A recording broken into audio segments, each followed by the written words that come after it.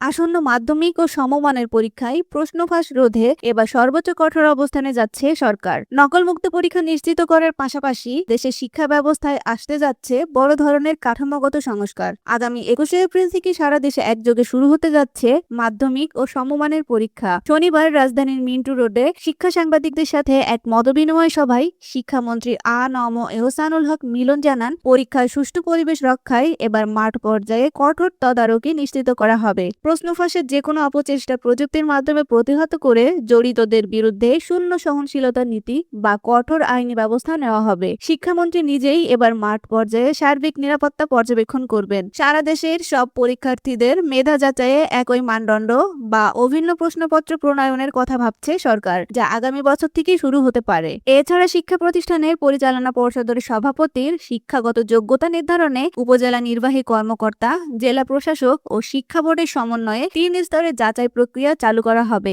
শিক্ষামন্ত্রীর ভাষায়, আগামী 180 দিনের কর্মসূচির মাধ্যমে তিনি এমন ভিত্তি তৈরি করতে চান যা সুদূর প্রসারী প্রভাব ফেলবে। এই উদ্যোগগুলো সফল হলে দেশের শিক্ষা খাতে দীর্ঘদিনের বিরাজমান বৈষম্য ও অনিয়ম অনেকটাই কমে আসবে। বিশেষ করে পরিচালনা পর্ষদে স্বচ্ছতা আসলে তৃণমূল পর্যায়ে শিক্ষা প্রতিষ্ঠানগুলোর প্রশাসনিক কাঠামো আরও শক্তিশালী হবে। অন্যদিকে আগামী 2027 সালে নতুন শিক্ষাক্রম ও পাঠ্যপুস্তক পরিমার্জনের যে লক্ষ্য নির্ধারণ করা হয়েছে তা দেশের সামগ্রিক মেধা বিকাশে অত্যন্ত গুরুত্বপূর্ণ ভূমিকা রাখবে। পরীক্ষায় স্বচ্ছতা ফেরানো এবং কাঠামোগত এই সংস্কারগুলো দ্রুত বাস্তবায়ন করা এখন সরকারের মূল চ্যালেঞ্জ।